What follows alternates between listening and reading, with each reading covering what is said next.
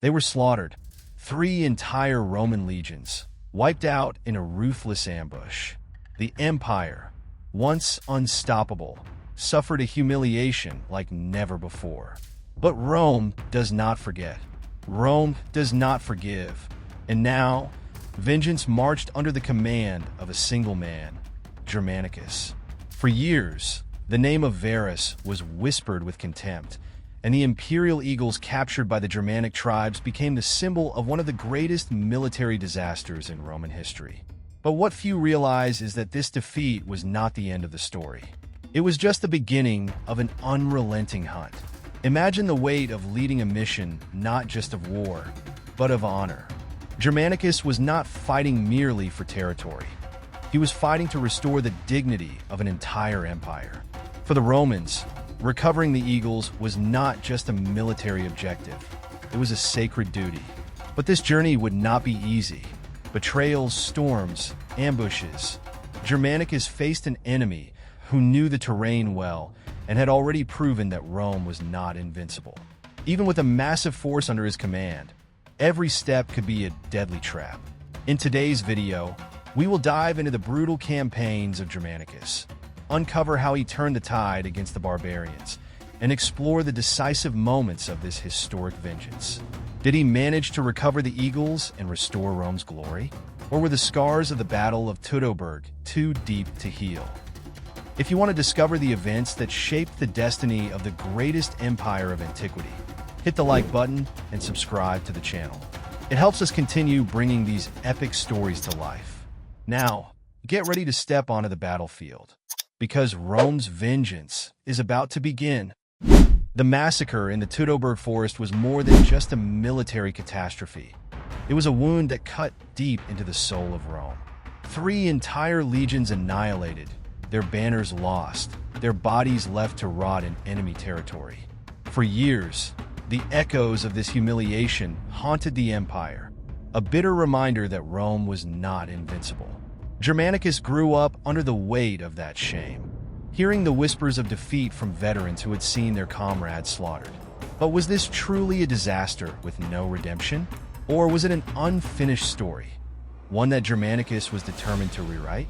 While many saw Teutoburg as the ultimate proof of Rome's vulnerability, Germanicus saw it as an opportunity. This was not just about conquest. It was about justice, about restoring the very identity of the empire. The captured eagles were more than symbols. They were sacred, representing the unbreakable will of Rome. To leave them in enemy hands was to accept defeat, something no true Roman could tolerate. But marching into Germania meant facing an adversary that knew the land better, had already humiliated the empire once, and had every advantage in its own territory. The question wasn't just if Germanicus could win. It was if he could outthink an enemy that had already proven superior in strategy. To begin his campaign, Germanicus did not attack recklessly, nor did he rush toward Arminius, the mastermind behind Teutoburg. Instead, he focused on dismantling the enemy from within, exploiting the divisions among the Germanic tribes. Fire and steel tore through villages, alliances crumbled under calculated strikes, and fear spread like an infection. This wasn't just war, it was psychological warfare. But Germanicus was playing a dangerous game. The more destruction he caused, the more the Germanic tribes would unite against him. The Romans had the discipline, the numbers, and the technology, but their enemies had something just as powerful: hatred, a deep-rooted desire to see Rome bleed. Then something chilling happened. Roman scouts stumbled upon a field where the remains of Varus' legions still lay, untouched by time. Skulls pierced by spears, shields covered in moss, bones arranged in grim, ritualistic displays. And there, half buried in the dirt, was one of the lost eagles. It was a moment of triumph, but also one of horror, a stark reminder of what failure looked like. Germanicus had reclaimed part of Rome's honor, but it was not enough. The enemy was still out there, and Arminius was watching. The question now was, how do you defeat a ghost that already knows your every move? Germanicus had a massive force, 8 legions, thousands of auxiliaries, a war machine capable of leveling entire regions. Yet, despite their strength, The Romans were constantly walking into an invisible battlefield, one where their advantage in numbers meant little. Every river crossing, every dense forest, every open plain held the potential for an ambush. The Germanic warriors didn't fight for land, they fought for survival. Unlike Rome, which relied on discipline and formation, the enemy thrived in chaos. This was a war of contradictions. Structured might versus unpredictable resistance, imperial ambition versus local desperation, cold Roman tactics versus the raw instinct of the tribes. The clash between these two forces reached its peak when Germanicus lured Arminius into the open. The Battle of the Weser River was supposed to be a decisive confrontation, one where Roman formations would crush the tribal warriors. And at first, it worked. The legions advanced, their shields locked, their discipline overwhelming the scattered Germanic fighters. But Arminius was not just a warrior. He was a strategist.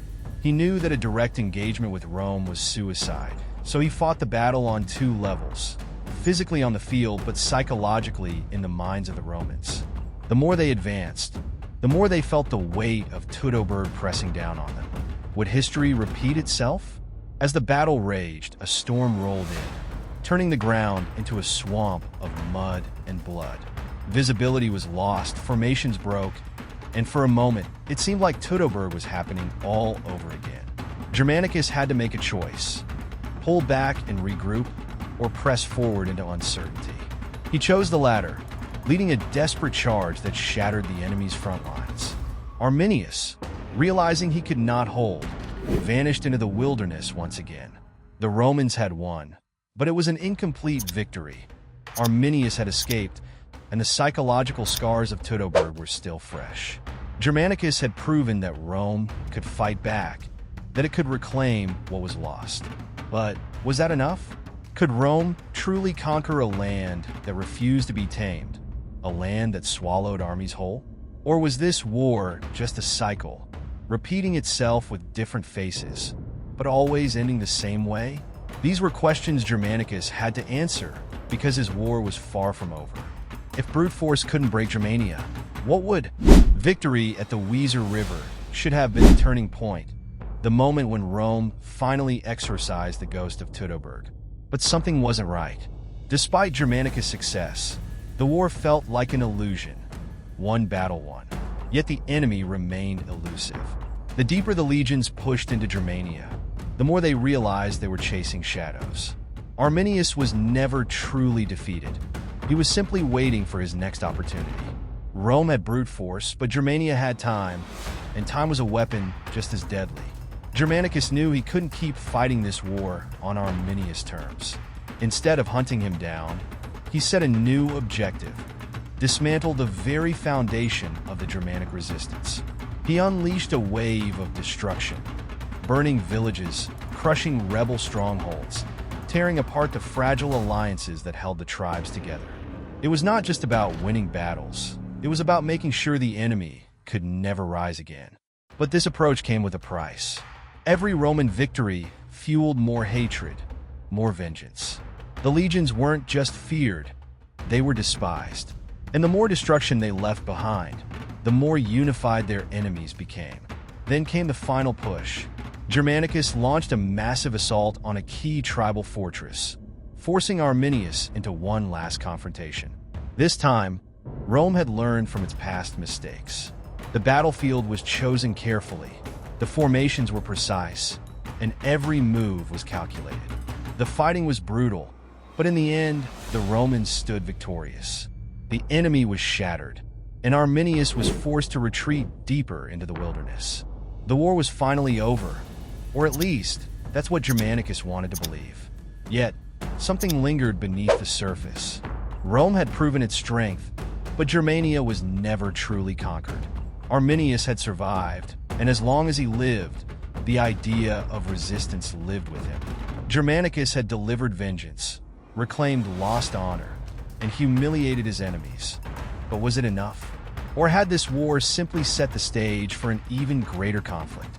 With his victories secured, Germanicus prepared for the final phase, eliminating Arminius for good. But before he could strike, the war was abruptly halted. Emperor Tiberius, fearing the cost of endless conflict, ordered Germanicus to withdraw. Rome had won enough. The lost eagles had been recovered, the legions had proven their strength, and the empire's honor was restored. But was that really the end? The enemy was still standing, and the Germanic tribes were still a threat. To leave now felt like abandoning the mission before it was truly complete. Germanicus had no choice but to obey. He returned to Rome as a hero, celebrated for avenging Teutoburg and reclaiming Rome's pride.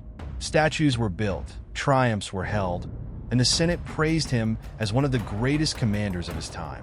Yet, beneath the surface, there was frustration. Arminius was still out there. Germania remained untamed. And the war that should have ended in total victory was left in limbo. As the years passed, the consequences of this unfinished campaign became clear. Without Rome's direct control, the Germanic tribes continued to fight among themselves. Eventually, Arminius was betrayed by his own people and assassinated. But even in death, his legacy endured. Germania never became a Roman province. The frontier remained unstable, and the empire would forever see the lands beyond the Rhine as a battlefield rather than a conquest. The war had ended, but its effects rippled through history. And so, the question remains, what if Germanicus had been allowed to finish what he started? What if Rome had pushed further, refusing to retreat? Could the entire course of history have changed? Or was Germania always destined to resist, no matter how many legions try to break it? Perhaps the true lesson of this war is that some enemies are never meant to be conquered. Germanicus had the skill, the vision, and the will to push Rome further. But fate had other plans. Yet this wasn't the first time he faced a moment that could change history forever. Before he marched against Arminius, he stood against a far deadlier threat, his own legions. A mutiny that could have torn Rome apart, and a moment where he could have taken the empire for himself. What stopped him? What made him turn down the chance to seize power? And how did his choice shape the future of Rome? Find out in our next video, the mutiny that shook Rome, how Germanicus saved the empire. Click now and uncover the untold story